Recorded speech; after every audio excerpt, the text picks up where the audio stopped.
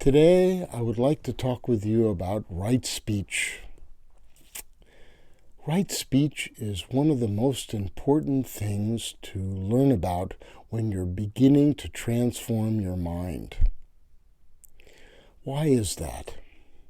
Most of the difficulties that people have are caused by what comes out of the mouth. This is a serious problem. When things come out of the mouth that are hurtful and harmful, it causes distress to the other person, it causes distress to you. This is important to understand. Even when it doesn't come out of the mouth and we say things to ourselves, what it is that we can say to ourselves sometimes is very hurtful. Let me give it a very important example. My wife has been a kindergarten teacher for over 40 years. Every first week of school, she talks to the children about the importance of watching their words, being careful not to say things that are hurtful to each other in kindergarten. The next day, she brings in tubes of toothpaste. Her brother is a dentist, so he gets these tiny tubes of toothpaste. She gets them, and each of the children get a little piece of wax paper. They are asked to squeeze the toothpaste onto the wax paper till they empty the tube. They enjoy doing this a lot. Then she gives them a toothpick, and she says, "Now I want you to put the toothpaste all back into the tube with the toothpick." Oh, this is impossible.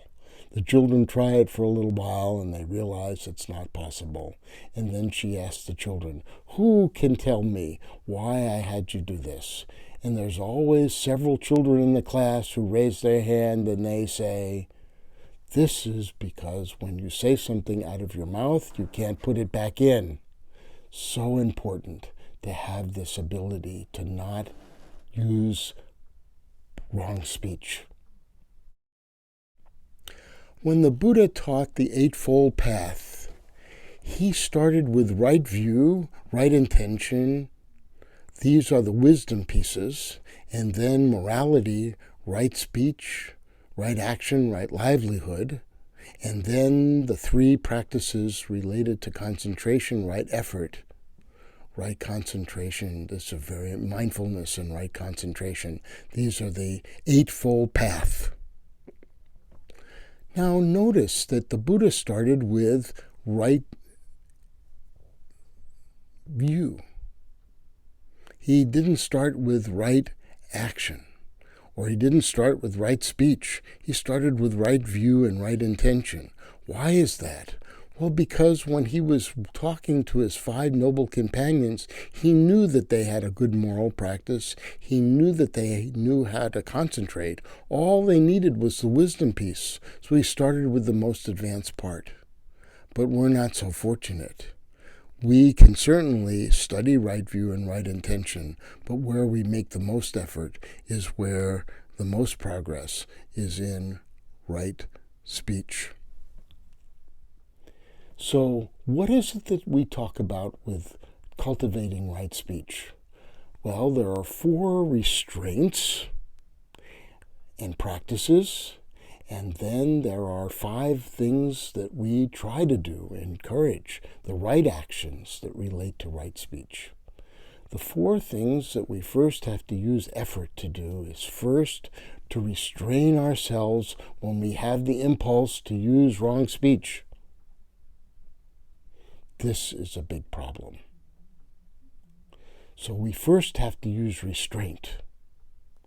The second thing that we do is that we use the ability that we have to see when we're making a mistake, and we want to be very careful not to say things that are untruthful. We don't want to lie. This is very important. This is the first restraint that we use.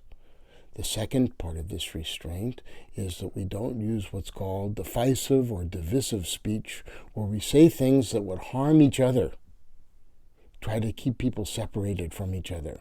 Oh, this person said that person said this. We cause a problem between them. The next is we want to be careful not to use harsh words. Harsh words will hurt. They will sting, and they will just cause a person to feel badly about themselves or have resentment. And finally, we have to be careful about gossiping. So we use this restraint to stop the gossip so that we don't idly chatter away and say things that would cause trouble between people. These are the 4 restraints that we use. We first learn to restrain it, then we learn to uproot it so it's not something that's in the mind. Then we cultivate the opposite of this, the truthfulness, the words that bring people together with each other, the words that are helpful, and those things that we talk about that help us realize how to practice in the right way. So we learn to use the antidote. In addition to this, we have the 5 positive actions. First, always to tell the truth when the truth is there. But we also need to know the right time. What is the right time to speak? Then the next is to be able to speak with the right tone, a gentle tone, a caring tone. And then we want to speak with a kind heart, with the intention of doing something that is good for the person. And then we only say what's beneficial. Sometimes we want to say something, we believe it's truthful, but if we say it, it could be not a beneficial thing to say. So we make sure that it's beneficial. Yes. So we call it the TT, T, H, and B. 3, the triple T, the H and the B, the truthfulness, the right time, the right tone, with a kind heart, and being beneficial. So I hope all of this is helpful to you and that you will use this as a springboard to learning more about right speech, being careful. See if you can practice this.